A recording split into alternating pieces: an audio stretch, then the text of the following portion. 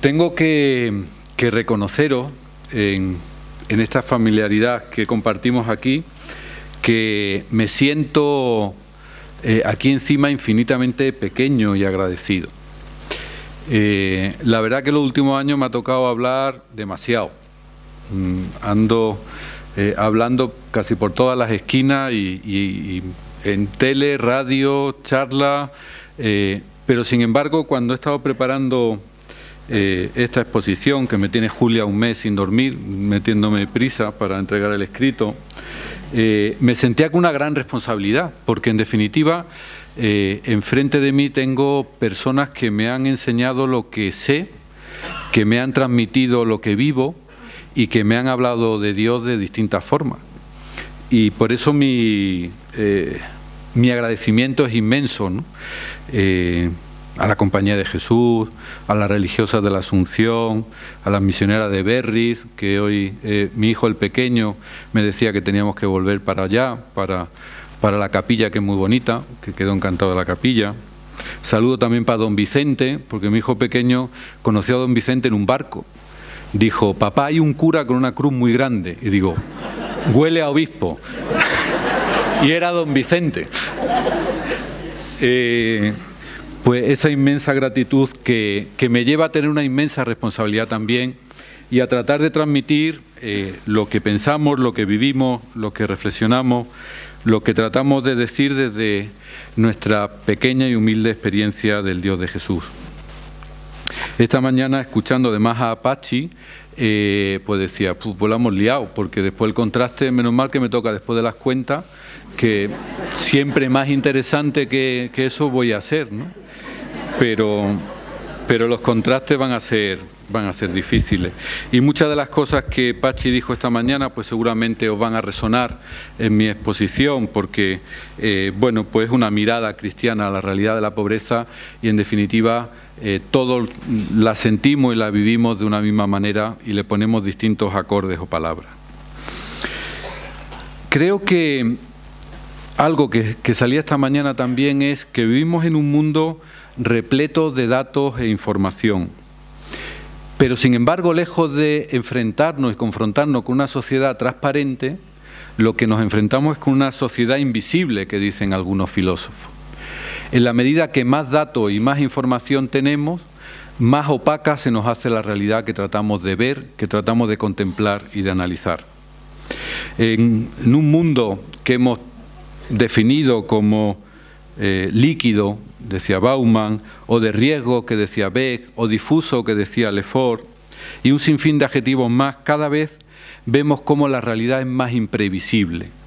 En la medida que aumentamos e incrementamos nuestro conocimiento, incrementamos también la incertidumbre y la radical desposesión de ese mundo en el que vivimos.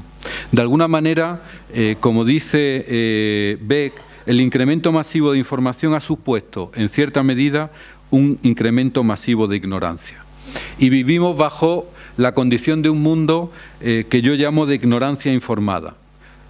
Todos tenemos cantidad ingente de información, pero sin embargo tenemos poca sabiduría para enfrentarnos con el mundo. La desproporción de la información, la densidad de la información de la cual tenemos capacidad, no nos acompaña en la capacidad de discernir dónde tenemos que estar, qué queremos hacer, qué debemos hacer y cómo tenemos que hacerlo. De hecho, si cada uno y cada una de vosotros y vosotras miráis cuando tenéis que decidir cualquier asunto, sea de índole personal, de índole espiritual o institucional, lo hacemos siempre bajo condiciones de ignorancia. Y lejos de esa ignorancia ir reduciéndose en el tiempo con el avance de la técnica y de la ciencia, se nos ha ido incrementando. Y es una de las paradojas que también sucede con la contemplación de la otra orilla, que en la medida que el anaquel de datos es mayor, vivimos en una condición de docta ignorancia y tenemos que acercarnos con mucha prudencia. Se nos ha roto en esta sociedad de riesgo incluso la espacialidad que tanto nos ayudaba. Si yo hace 20 años estuviera dando esta conferencia, hablar de la otra orilla era relativamente fácil. Digo relativamente fácil porque seguía siendo complejo. Hablaríamos de la incardinación en barrios, hablaríamos de periferias muy concretas, hablaríamos de países del sur y países del norte, pero sin embargo ahora las orillas nos atormentan por todos lados. Las orillas han perdido su espacialidad de una forma patente y habitan en cualquier espacio y sitio. De hecho, en los países del sur se dan las mayores fortunas que podemos ver en la historia de la humanidad. En los países del norte se están empezando a dar situaciones de máxima indigencia. En situaciones y barrios relativamente populares hay situaciones de bonanza. Y en barrios teóricamente lujosos nos encontramos con personas que no tienen ni siquiera papeles, por ejemplo, porque están sirviendo en grandes chalés o grandes mansiones. Con lo cual las orillas han perdido esa simplicidad territorial y espacial que tuvieron en alguna época y nos sumergen en la complejidad de que las orillas se confluctúan con muchos ríos, con muchos afluentes, con muchos vientos, con muchos sones, con muchos sonidos que no tratamos ni podemos albergar en una sola categoría. La categoría de barrio no dice lo que hace 20 años, la categoría de sur no dice lo que hace 20 años. Por eso cuando muchas veces el Papa habla de las periferias sociales, existenciales, etcétera, etcétera, ya no habla simplemente de una periferia territorial, sino que va más allá. Y va más allá porque la realidad es mucho más compleja. O cuando el padre general, el padre Nicolás, hablaba cuando tomó posesión de las naciones, ya no eran naciones en el sentido geográfico del término, sino en el sentido transversal de lo que significa hoy ver la otra orilla. Por eso la imagen de la orilla es muy sugerente, pero también, si me permitís la expresión, en estos momentos sociológicamente muy tramposa, porque empezamos a vivir con una espacialidad rota, difusa y opaca, lo que hace nuestro discernimiento mucho más complejo. Pero sin duda no podemos renunciar a ese contemplar. Es más, yo diría, precisamente porque la condición de la que partimos es compleja, es difusa, es opaca, es en muchos grados invisible, tenemos una mayor necesidad de contemplar. Y contemplar no simplemente para quedar ensimismado en un arrobo místico, sino contemplar para profundizar en la realidad. En definitiva, contemplar es hacernos cargo de la realidad. Y hacerse cargo de la realidad es una expresión muy equívoca, hablando filosóficamente, porque hacerse cargo por un lado es comprender y hacerse cargo por otro lado es responsabilizarse de la realidad. Hacerse cargo de la realidad no es simplemente analizarla y presentar aquí 700 hojas como tenía el Foesa y decir esto es la realidad. No, hacerse cargo es comprender la realidad para encargarnos de esa realidad, para tratar de responsabilizarnos de la realidad que nos circunda y nos rodea. Y por eso este ejercicio de comprensión y responsabilidad es clave a la hora de ver cuál es nuestra misión como cristianos en el mundo, cuál es vuestra misión como religiosos en el mundo. Y la primera nota que tenemos que destacar es que comprender no es un ejercicio abstracto. Comprender es una tarea posicionada y encarnada. Como dicen muchos filósofos de la ciencia, no se puede pensar desde ningún sitio, siempre se piensa desde algún sitio, siempre se tiene los pies en algún sitio, no se piensa volando, se piensa caminando. Como decía Unamuno, las ideas son como las botas, que hay que gastarlas caminando. Bueno, pues pensar significa estar posicionado. Por eso, la primera tarea del contemplar es preguntarnos por la ubicación, porque la grandeza de la comprensión no radica en su abstracción neutral, sino en su encarnación esencial. Y por eso la primera pregunta que yo voy a ofrecer en esta reflexión es ¿desde dónde pensamos? ¿Desde dónde estamos pensando la realidad de las orillas? Y permitirme que ya utilice el plural. Porque la cualidad de la comprensión va a venir dada por el de dónde de la comprensión. Y por eso el cristianismo, en definitiva, es un asunto muchas veces de ubicación, de dónde estoy. Y desde el dónde estoy se puede pensar, se puede reflexionar y se puede contemplar el mundo de manera muy distinta. Pero no nos vale simplemente con preguntarnos el desde dónde, sino que tenemos que también, en este mundo, como he dicho, complejo, quitar telas de araña para que realmente podamos darnos con la realidad, con la profunda realidad que nos rodea, la profunda realidad en la que vivimos. Y por eso os propongo 3 reflexiones que me parecen en este momento básicos para analizar la realidad. El primero es encararnos con los imaginarios sociales y culturales, es decir, con los relatos que nos permiten ver la realidad de una manera o legitimar la realidad de una manera o de otra. Relatos que muchas veces no somos conscientes que vivimos en ellos, pero sin embargo son los que nos hacen ver la realidad de una determinada manera. Relatos que en definitiva son la ventana por la cual miramos la realidad. ¿Desde qué ventana miramos la realidad? Bueno, pues eso tenemos que reflexionarlo, porque mirar la realidad desde la ventana del 4º piso nos da una imagen distinta que desde la ventana del sótano. Mirar la realidad desde el discurso de los que tienen o de los que tenemos es totalmente distinto a ver la realidad desde el discurso de los que no tienen. Y por eso es esencial que destapemos cuáles son esos relatos que nos oprimen y nos posibilitan ver la realidad. En segundo lugar, tenemos que ver cómo esos procesos no son simplemente sociales o culturales o de sentido, sino que son procesos estructurales. Y cómo vamos observando que esos procesos estructurales cada vez van siendo más vulnerables para la vida de las personas, especialmente las más empobrecidas. Y por último, os propongo también que recorramos no solo los discursos de sentido, no solo los discursos estructurales, sino fundamentalmente las narraciones y los rostros que surgen desde las orillas, desde esas orillas que hemos definido como complejas. Porque tenemos una gran tentación a la hora de analizar la sociedad, que es olvidar que tras los números, tras los rostros, tras los procesos, tras los discursos, en definitiva hay personas, hay familias, hay comunidades, hay pueblos que viven o sobreviven con mucha dificultad en nuestros mundos. Pues adentrémonos en el itinerario que os propongo. El primero es lo que yo llamo ahí, lo tenéis en el esquema, la mistagogía del mirar. Fueron, vieron dónde moraba y se quedaron con él.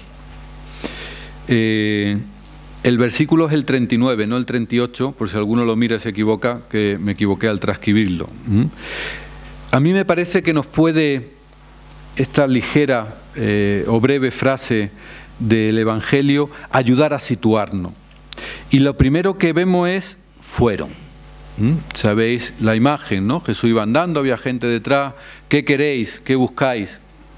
Maestro, ¿dónde moras? ¿Dónde vives? Venid y lo veréis. Y ellos fueron, vieron dónde moraba y se quedaron con él. Pues aquí hay una primera característica.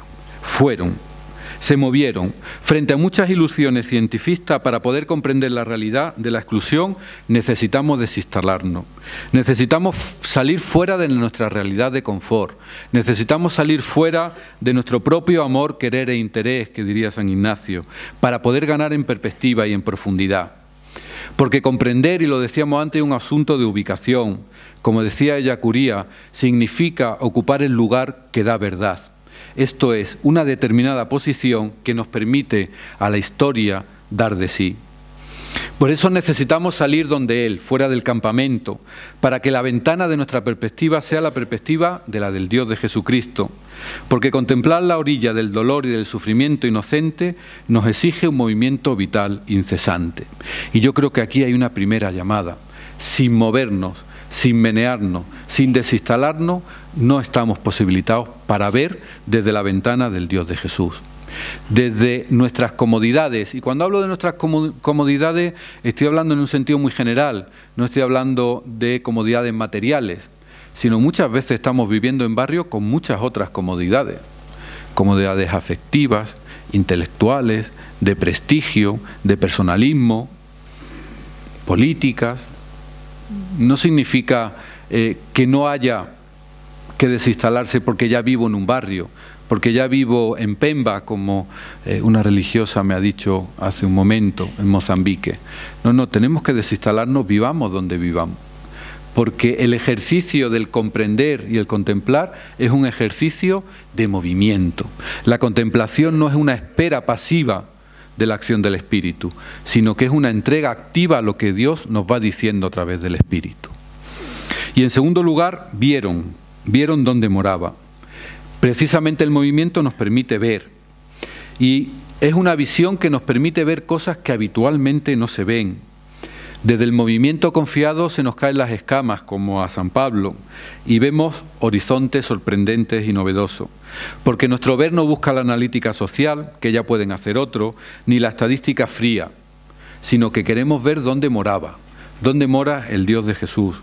No es una visión cegada de saber, sino preñada de gusto y sentimiento. Es un saber con sabor a espíritu y a humanidad, un saber desde el hondón del alma, que diría Santa Teresa, que recrea nuestra mirada.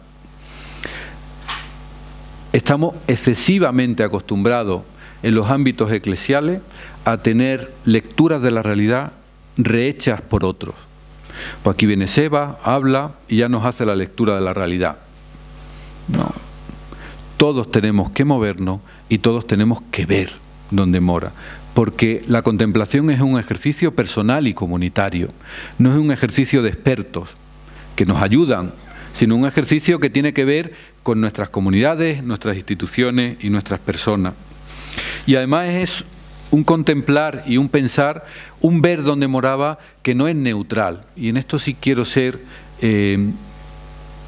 muy contundente. Los cristianos no miramos la realidad con neutralidad. Podemos intentar ser objetivos cuando hacemos ciencias sociales, pero no somos neutrales.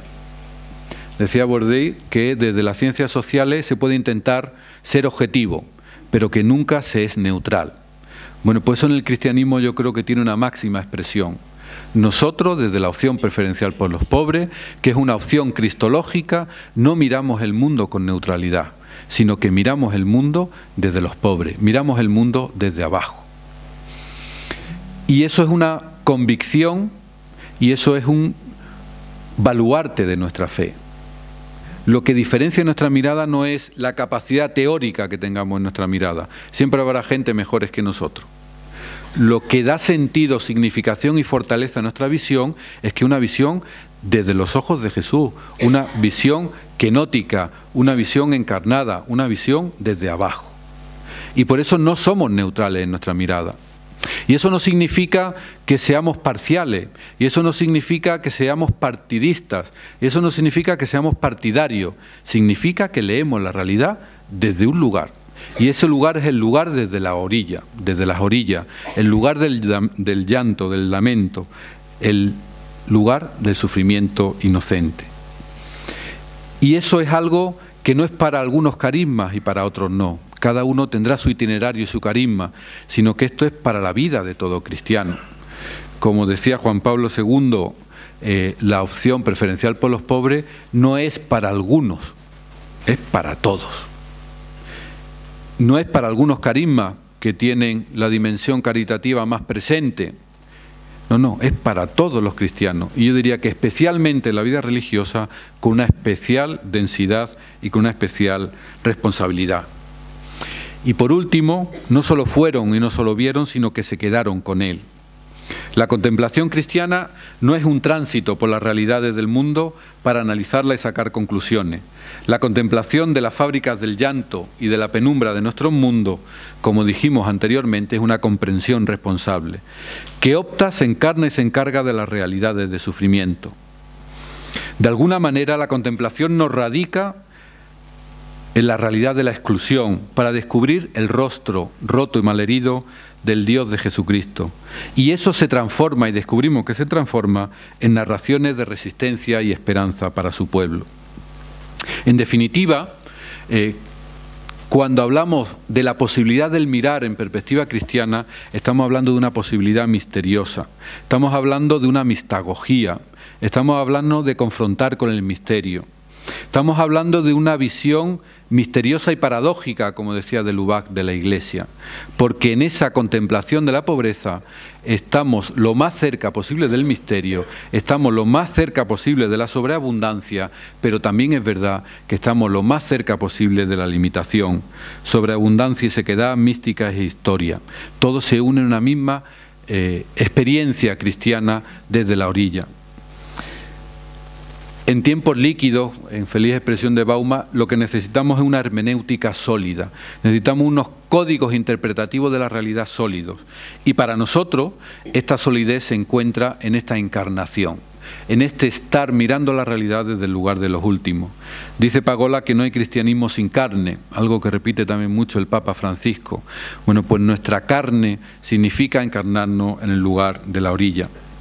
Dice Benjamín González Vuelta que el encuentro con el mundo del pobre puede dar vida y puede destruir. Nos traslada a una tierra donde se sufren los golpes más rudos de la opresión y la injusticia, pero al mismo tiempo se encuentran las fuerzas más sorprendentes de la vida. El acercamiento al pobre puede sentenciar la calidad de la persona y de una institución. Por eso es esencial cuidar esos resortes espirituales que nos decía Pachi, porque sin esos resortes espirituales simplemente seremos turistas contemplativos, simplemente seremos paseantes en tránsito por lugares de exclusión, simplemente seremos analistas sociales que van a hacer su investigación o simplemente estaremos bajo un arrebato de compromiso fluido, líquido e insulso que se acaba simplemente después del paseo. Significa realmente adentrarnos en el misterio, hacer ese camino mistagógico. Y significa entrar con una espiritualidad cada vez más desnuda. Hace unos meses, visitando el vicariato de Aguarico en Ecuador, que lo regentan los padres capuchinos, los hermanos capuchinos, me iluminó mucho una reflexión de Monseñor Lavaca, obispo de Aguarico, mártir desde el compromiso con los indígenas, que hablaba de vivir con una espiritualidad desnuda que nos posibilitase para encontrar las semillas del verbo en otras culturas, en otros contextos. Yo creo que esto es algo que necesitamos para realmente contemplar la otra orilla. Necesitamos quitarnos y deshacernos de nuestras catedrales simbólicas, donde parece que ya todo lo sabemos, donde ya todo está dicho, donde todo está experimentado, donde todo está compartido. Una de las frases que más rabia me da cuando estoy con personas en la intervención social dice: tú ya sabes, esto es lo de siempre. Porque cuando decimos esto es lo de siempre, significa que no estoy haciendo una verdadera experiencia, ni humana ni teologal, porque las cosas siempre son sorprendentemente distintas. Por eso necesitamos pedir a Dios como hacía el maestro Ekan: Dios mío, líbrame de mi Dios. Es decir, líbrame de mi visión esclerotizada de Dios, líbrame de mi simbolismo sobre la exclusión, líbrame de lo que significa espiritualidad, líbrame de lo que significa ver la realidad de una manera consabida, porque necesitamos sorprendentemente descubrir el susurro de Dios en contextos sorprendentes y nuevos, en contextos de sequedad, pero también en contextos de sobreabundancia, en contextos de pura historia y pura materialidad y pura hambre, pero también en contextos de la más alta espiritualidad con que los hombres podemos enfrentarnos con la realidad. Sin espiritualidad no hay contemplación, y sin contemplación no hay responsabilidad. Y sin responsabilidad no hay análisis de la realidad.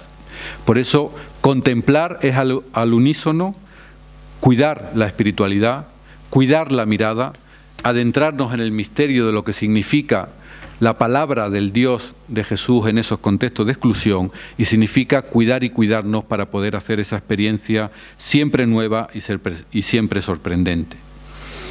Desde este posicionamiento, desde esta hermenéutica sólida para tiempos líquidos, es absolutamente necesario que quitemos los velos que nos impiden hacer esa experiencia de Dios.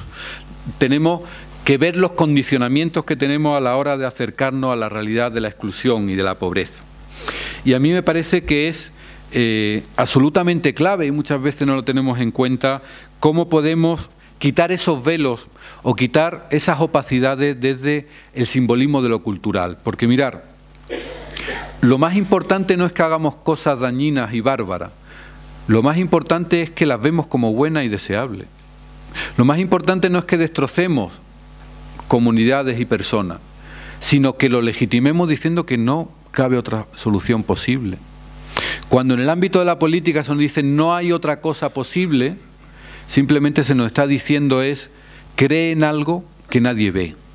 Y a mí me parece que esos códigos simbólicos podemos definirlo en tres. Son relativamente parecidos en algún caso a los que Pachi esta mañana comentaba, pero lo voy a hacer desde un acercamiento creo que distinto. El primero es una observación de Salvador Giner tremendamente acertada, que dice: mirar, el sistema de los últimos años ha producido ingentes cantidades de consecuencias irracionales desde procesos de racionalización. Esto lo digo así complicado para que parezca que sé algo, pero lo voy a explicar ahora. ¿Qué significa esto?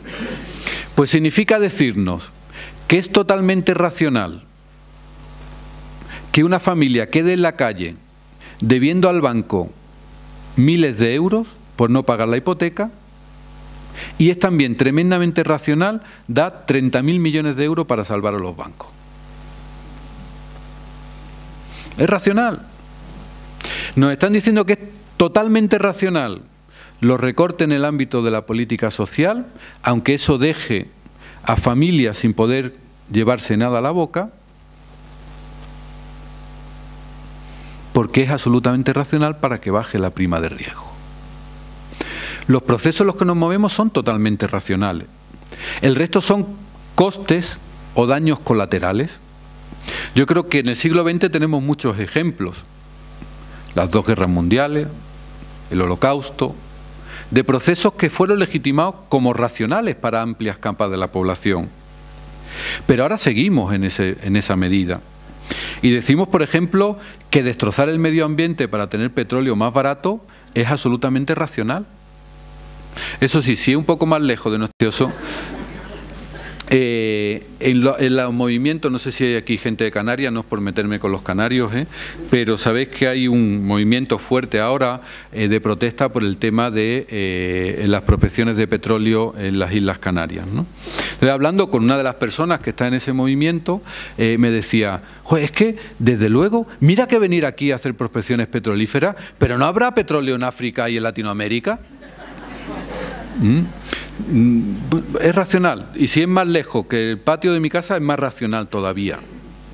Es absolutamente racional romper la vida de pueblos indígenas que llevan miles de años viviendo así para que el oro sea más barato. Es totalmente racional. Es totalmente racional hacer grandes presas para que el agua sea más barata, aunque eso rompa toda la forestación del Amazonas. Es tremendamente racional. El problema, y lo repito, el problema no es que haya personas malas haciendo cosas malas. Ojalá fuera eso, porque ya podíamos señalarlo. Mira, los malos. Y ya tendríamos la película del oeste, los malos por un lado y los buenos por el otro. Y siempre había alguien que empezó siendo malo y acabó siendo bueno, o era bueno y acabó siendo malo. Esa es la máxima complicación. Ahora el problema es que tenemos mecanismos que racionalizan el mal. Mecanismos que racionalizan la irracionalidad, mecanismos que hacen plausible que eso es lo normal.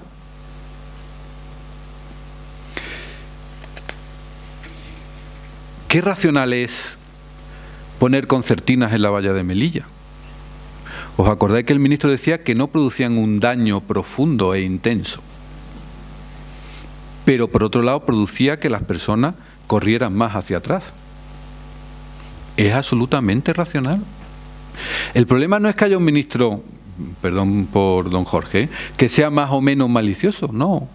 El problema es que estamos en mecanismos que legitiman la irracionalidad. Y en esos mecanismos estamos nosotros, En esos mecanismos estamos todos, empezando por mí, después por Julia, la señora moderadora, Pilar, y siguiendo por todo. En alguna medida. ¿Cuántas veces nos hemos dicho, hombre, es que lo de la valla sí es verdad, es muy cruel, pero joder, es que... Pero es que... Y este mecanismo se nos adentra mucho. El gran problema es justificar que eso es racional. Otro ejemplo que a mí me parece patente es con el aborto. Bueno, racionalizamos algo que va a producir teóricamente un bien cuando estamos hablando de una irracionalidad profunda, con todo lo que queramos contextualizar después del asunto, ¿no? Y a mí este mecanismo me parece básico para mirar la orilla. ¿Por qué? Porque la orilla la miramos como un coste necesario, o lo miramos como un daño colateral, o lo miramos como un algo que en definitiva en algún tiempo producirá el bien. Y por eso se nos habla de sacrificio en la crisis, para que cuando ya no tengamos que hacer sacrificio, esas personas puedan gozar del no sacrificio. Cuando científicamente desde la ciencia social se nos dicen que los que en periodo de crisis caen en pobreza, muy poquitos se levantan en periodo de incremento económico. Los que hoy están siendo pobres van a seguir, si no cambian mucho las cosas, en bolsas de pobreza durante mucho tiempo. Eso es lo que ha pasado en todas las crisis. Esa teoría del goteo, ¿no? De, bueno, vamos a crecer mucho económicamente para que algo gotee en los más pobres, entonces ellos subirán, se ha demostrado a nivel internacional y a nivel nacional, no verdadera, simplemente falsa. Estadísticamente falsa, sociológicamente falsa y vitalmente falsa también. Unido a esto, hay otro proceso que es el que yo llamo la colonización técnica de la sabiduría moral. Esta también frase es buena, ¿eh? Como frase es buena, ¿eh? Colonización técnica de la sabiduría moral. ¿Qué significa esto? Porque al final a la ética la hemos ido achuchando tanto, que al final no tiene lugar. No cabe la ética. No cabe la ética en la economía, no cabe la ética en el ámbito biológico, biomédico. No cabe, la hemos ido achuchando y al final, ¿la ética para qué sirve? Bueno, pues un discurso ornamental bonito, a veces deseable, a veces que justifica nuestras acciones, pero en definitiva no orienta normativamente la acción. Esto en el mundo económico es muy claro. No se puede hablar de medidas éticas en economía, nos dicen, sino de medidas técnicas en economía. Por eso cuando nosotros hablamos de economía a medida de la persona, y cuando digo nosotros, digo los cristianos, porque en la teoría de la doctrina social de la Iglesia, una economía al servicio de las personas, de todas las personas, se nos tacha de demagogos, utópicos, soñadores. Es lo que el Papa últimamente ha dicho muchas veces, ¿no? Me llaman comunista por cualquier cosa. Simplemente por apelar a la ética en el ámbito económico. O sea, hoy ser una persona antisistema es tremendamente barato.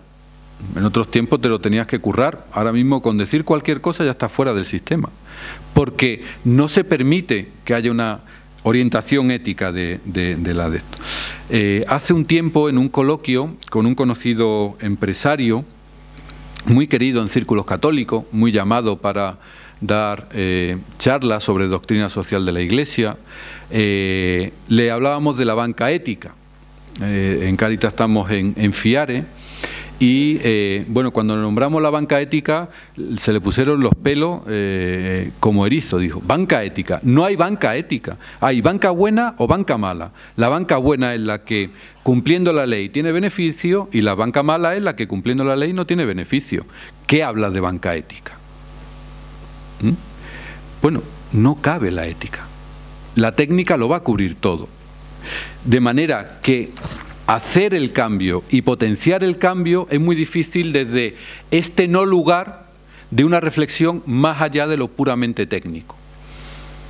Y es mucho más incruento porque la técnica a la cual se clama como un saber absoluto es un saber absolutamente relativo, especialmente en el mundo económico.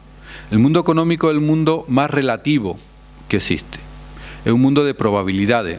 Me decía un médico con mucha razón, dice, mira, si los médicos falláramos tanto como los economistas no quedaba nadie vivo. Bueno, pues yo creo que es verdad. No quedaríamos ninguno vivo. Porque supuestamente, haciendo esto pasa lo otro. Y hacemos esto y no pasa lo otro. Decimos, no, es que en realidad el contexto ha cambiado, entonces hay que hacerlo más todavía. Más sacrificios quiero. Pero oiga, que sigue sin pasar lo que usted decía, porque lo hacemos poco, más sacrificio. Y el altar del holocausto está lleno de sacrificios. Desde una supuesta verdad científica de la economía que no tiene ese estatuto epistemológico. La economía es una ciencia blanda, no, blandísima. Sin embargo, la hemos sacralizado como un saber autónomo, con capacidad de predicción, con capacidad de orientación y con capacidad de hacer el bien independientemente de la acción de los humanos y en este caso de los estados. Bueno, pues producimos irracionalidad, achuchamos a la ética fuera de los confines del mundo de la realidad, el mundo biomédico, económico, educativo también, ¿no? Esto también, aquí hay muchas personas del ámbito educativo, ya no hay niños mal educados, ya todos tienen trastornos de algo. Todos. Vivimos en el mundo de los trastornados, ¿no? Como decía un amigo mío psicólogo, dice, ese no es un trastornado, ese es un cabrito. Digo, ¿no? Hemos medicalizado, tecnificado tanto el mundo que ya no cabe la orientación moral. Ya la gente no cambiamos porque creemos en valores ideales, sino porque nos tomamos pastillas. Y vivimos una sociedad cada vez más medicalizada. ¿Por qué? Porque no interesa no tenerlo. Con esto no quiero decir que la farmacología en el trastorno de los niños ha avanzado mucho y hay que utilizarlo cuando hay que utilizarlo de manera adecuada, y no estoy haciendo un llamamiento a no. Pero que estamos abusando, bueno, los psiquiatras ya empiezan a decirlo, ¿eh? O sea, ya esto no lo digo yo, sino que esto ya... también lo decía antes y era novedad. Ahora lo digo, ya no es novedad, porque desde el mismo mundo de la psiquiatría, la psicología, pues se están dando cuenta, o nos estamos dando cuenta de los abusos que hay ahí. Pero en definitiva, todo surge de un apartamiento de lo ético como orientación hacia lo técnico como saber absoluto. Y curiosamente, en la medida que más absolutizamos el saber científico, las ciencias se consideran cada vez más como ciencias blandas y relativas. En definitiva, el principio de relatividad ha sumido a toda la ciencia en una crisis de relativismo grande, porque solo puedo afirmar lo que puedo afirmar aquí y hoy en unas ciertas condiciones y circunstancias, y no de manera universal. Y el tercer elemento, pues el tercer elemento me parece importante es, siguiendo a García Roca, lo que él llama la producción de una geopolítica de la impotencia. Las frases son buenas, ¿eh? Esto da para unas cuantas charlas, ¿eh? Producción de irracionalidad, el apartamiento de la sabiduría moral y la geopolítica de la impotencia. Pues mirad, yo sí que creo que es muy importante ver cómo, como decía Bourdieu también, la dominación simbólica del futuro se nos ha introyectado entre nosotros, de manera que nos creemos más impotentes de lo que realmente somos. Cuando decimos no podemos hacer nada, es verdad que estamos diciendo algo que tiene que ver con la realidad, pero fundamentalmente lo que estamos diciendo es lo que nos dicen que tenemos que decir. Tú estate quieto que no puedes hacer nada. Es más, estate quieto y mejor que no hagas nada, porque a ver si me fastidia lo que yo quiero hacer. Y se va generando una geopolítica de la impotencia, se va generando un ámbito del desánimo, un ámbito de la desesperanza, que al final nadie nos creemos capaces de hacer nada. Muchos habréis leído en algún momento de vuestra vida la fábula de la gallina y el águila, era, ¿no? Y el águila se creó con la gallina y al final no volaba. Bueno, pues como sociedad nos está pasando algo parecido. Se nos ha dicho tan repetidamente que los problemas son tan gordos, que los problemas son tan complejos, que los problemas son tan técnicos, que los problemas son de tanta responsabilidad, que nos dicen, y usted estése quieto, porque vayamos a ver si la liamos, porque no somos capaces de hacer nada. Y cuando vivimos con la impotencia, vivimos dominados. Cuando la sensación que sacamos es no puedo hacer nada, simplemente estamos introyectando una política muy pensada y repensada. Es que interesa que el ciudadano sea un ciudadano pasivo, no un ciudadano activo. Interesa que simplemente seamos receptáculo de lo que nos dicen y no seamos personas activas que podemos decir y abrir caminos. Y sobre todo se nos está diciendo también que no nos juntemos con otros, que podemos hacernos más fuertes y ponernos a pensar cosas distintas, que eso es bien peligroso. Eso es bien peligroso.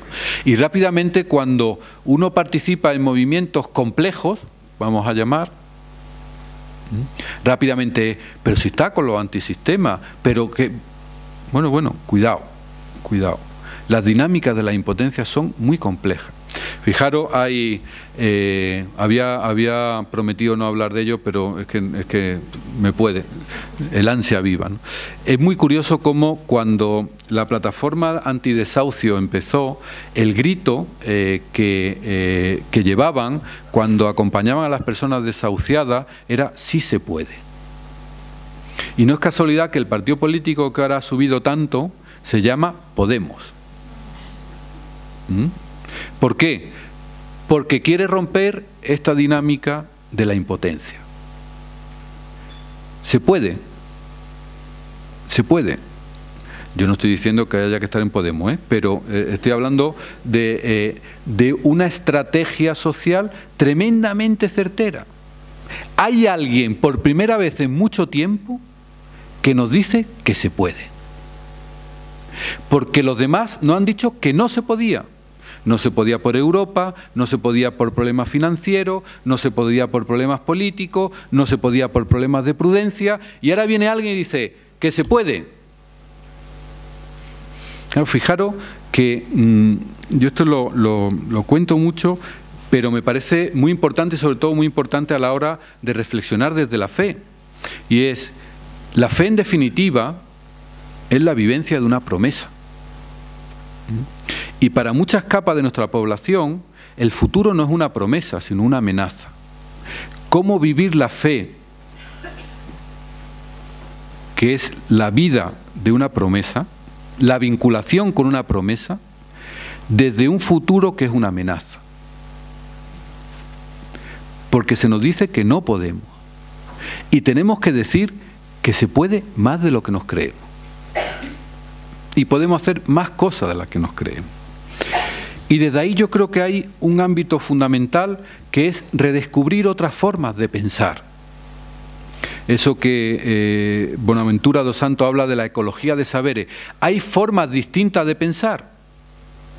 Hay formas también razonables de pensar que no tienen que ser dentro de la racionalidad instrumental. Hay sabidurías insurgentes que dicen ahora la antropología indígena. Hay formas de saber que son distintas. Los indígenas hablan, los indígenas que están haciendo antropología en universidades occidentalizadas hablan de corazonar, razonar con el corazón, sentir con la razón. Es otra forma de pensar, formas más emotivas, formas más incardinadas, formas menos instrumentales, formas que tienen que ver menos con la asunción de medios afines. Y es muy curioso cómo nosotros como Iglesia, cuando vamos a otros países, hacemos un esfuerzo ímprobo de inculturación.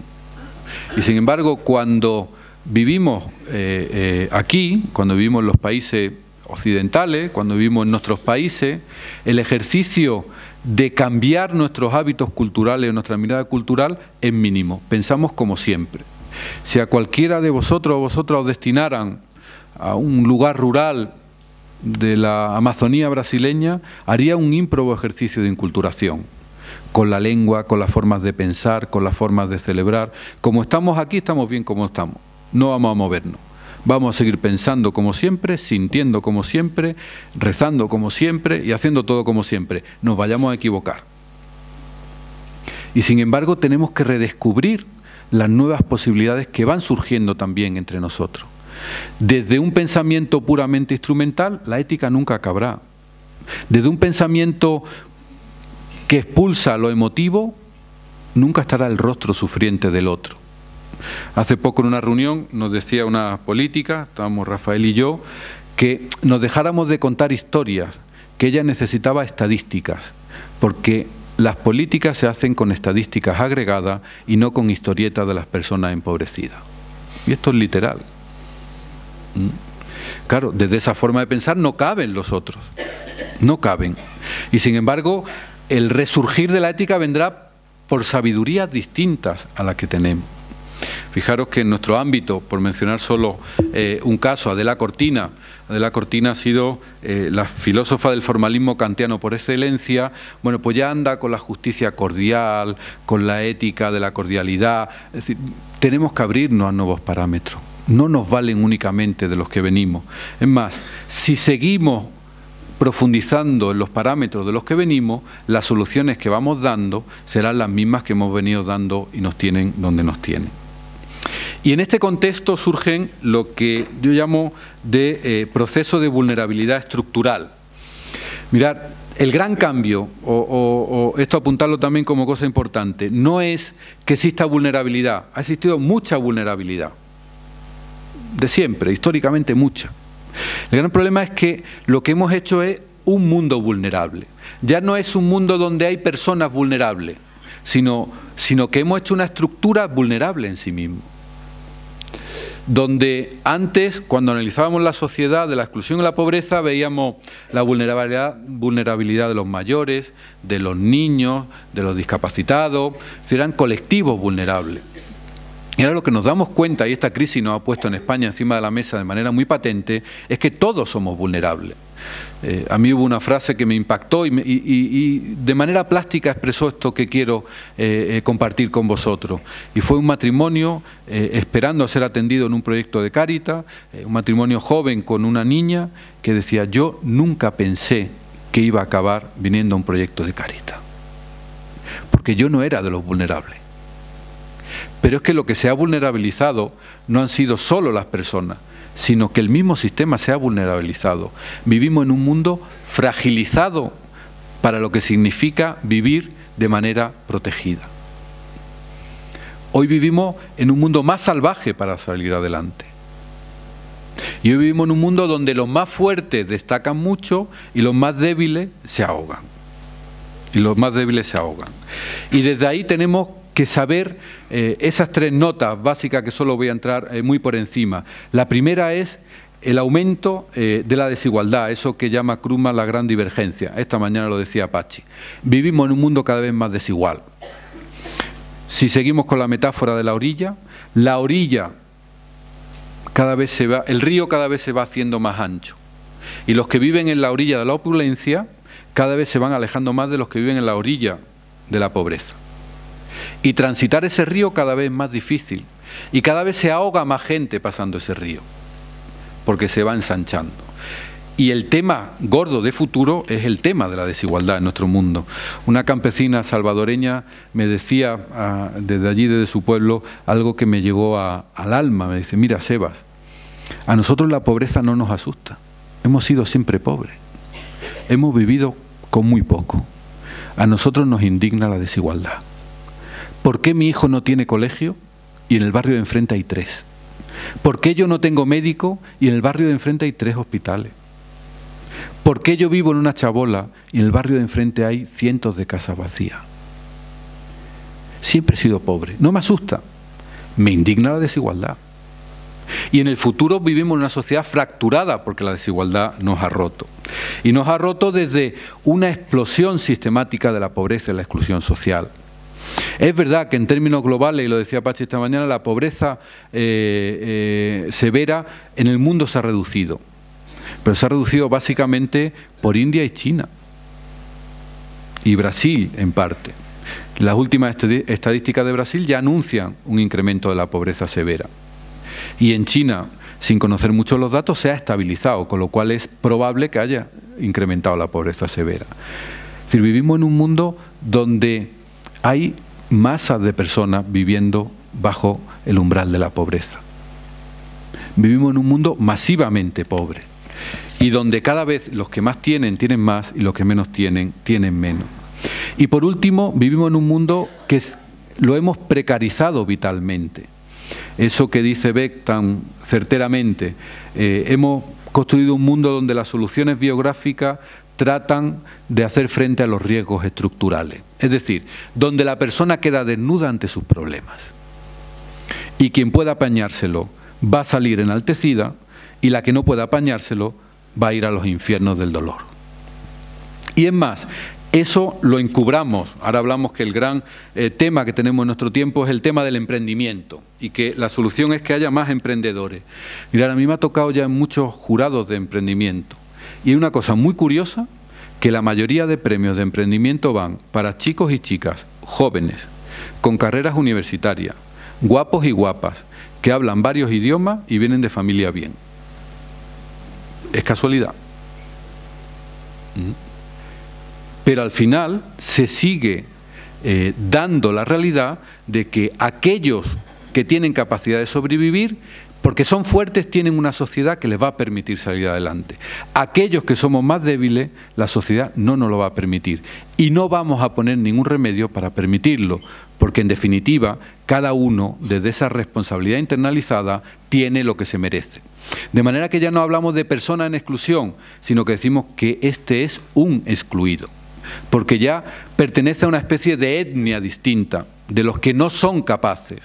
De manera que vivimos en un mundo donde cada vez más el problema no es que haya personas en exclusión, sino que hay personas que sobran, hay población sobrante. Y desde ese concepto de población sobrante vamos orillando a todas aquellas personas que son más débiles. Y por eso, desde estas lógicas culturales que generan exclusión y ocultan los dinamismos de la exclusión, desde estos procesos estructurales que generan desigualdad, pobreza y precariedad vital, tenemos que ir a nuestro principio y fundamento, que son las personas. La creación sigue gimiendo bajo dolores de parto y sigue articulando sinfonías de sufrimiento, de impotencia y de indignación. La contemplación no aspira a sustentar su experiencia en grandes números, sino en rostros concretos, en vidas contextualizadas, en voces y susurros con tonalidades distintas y diversas. Por eso es imprescindible ir, ver y quedarse en nuestra dinámica contemplativa, como decíamos al principio. Decía Benedetti que todo es según el dolor con que se mira, y creo que es una frase que tiene un realismo muy profundo. Cuando miramos con dolor, se nos quiebra el alma y allí quedamos. Ver la vida desde las pantallas del plasma del ordenador, o auscultar los lamentos desde el aparato de radio, o experimentar la vida desde un precioso PowerPoint cargado de música emotiva y de imágenes impactantes, no nos capacita para vivir a las orillas de la historia. Necesitamos transitar los muros, la frontera, las vallas, con rostros concretos para no diluirnos en la supuesta distancia ética. Hace unos días veíamos unas imágenes indignantes. Un camión de basura salía de una playa cargado de personas migrantes. El miedo al ébola, el miedo a la inmigración, el miedo al contagio, el miedo a la dignidad de personas que vienen de otros países. Eran imágenes que nos dolían, que nos impactaban, pero sin embargo eran imágenes en la distancia, instantáneas, fugaces en el tiempo y en el espacio. Parecían imágenes sin memoria. Después de un día nadie se acordaba del camión de basura. Sin embargo, cuando esas imágenes van cargadas de rostros y de nombres, no podemos olvidarlas. Cuando hay personas que viven en el Tarajal con los inmigrantes y quien iba en ese camión no eran migrantes, sino Mohamed y Mustafa, ellos sabían perfectamente dónde moraban. Eran imágenes con memoria, eran imágenes con rostro. Cuando no son inmigrantes, sino Roser y Nadia, a quienes conocimos en un CIE con el alma rota y la vida ajada. Cuando la historia tiene nombre propio, surge la chispa mesiánica que llamaba Benjamin, que nos generan hambres de justicia. Cuando tiene nombre la exclusión se transforma. Y esta es la experiencia a la que estamos llamados, a la convivencia en los márgenes de las orillas. No simplemente a la coexistencia, sino a convivir, a contaminarnos, a mezclarnos, a saber descubrir los susurros de esperanza que brotan del dolor y el sufrimiento. Solo podemos descubrir la esperanza cuando compartimos la desesperanza. La esperanza muchas veces la esperamos como una virtud sorpresiva, una virtud con chispa, una virtud luminosa. Y sin embargo la esperanza tiene la forma de la latencia. Está ahí, pero todavía no ha saltado. La esperanza surge como movimiento comunitario. La esperanza surge cuando sabemos escuchar la voz de los empobrecidos. Y por eso necesitamos ir tras la saga de su huella, como decía San Juan de la Cruz.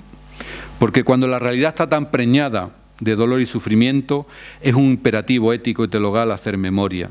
Memoria pasiones, resurrecciones, que diría Metz. Y eso nos impulsa a un triple movimiento experiencial e intelectual. A eso creo que la vida religiosa está llamada, hoy en día con mucha más radicalidad. El primero es el arrojo evocador, porque necesitamos experimentar como memoria significativa del dolor y sufrimiento y la injusticia lo que hemos vivido en las orillas. Necesitamos generar relatos y narraciones sobre el dolor y el sufrimiento de nuestros hermanos. Necesitamos evocar a la luz del Evangelio qué significa la realidad de los empobrecidos de este mundo. Pero necesitamos también en un segundo momento ese ardor provocador, porque esta realidad es una vergüenza, que decía el Papa Francisco, es un escándalo al cual no podemos acostumbrarnos. No hay vida religiosa sin provocación, no hay cristianismo sin provocación. La vocación siempre es una provocación a la realidad. Y la encarnación desde la vida religiosa es una provocación a la sociedad desde las orillas y el clamor de los más injustamente tratados. Y por último, cómo no, es la ternura de una invitación a abrir las puertas, a abrir las murallas, a derrubar muros, a quitar concertinas. Una invitación que nos lleve más adentro en la espesura con San Juan de la Cruz. Evocación, provocación e invitación son la clave de la lectura creyente de la realidad. El Evangelio, en definitiva, es una evocación provocadora que culmina con una invitación tierna a salir por las cunetas de la vida para arrodillarnos devotamente ante los rostros sagrados de nuestro mundo. Muchas gracias.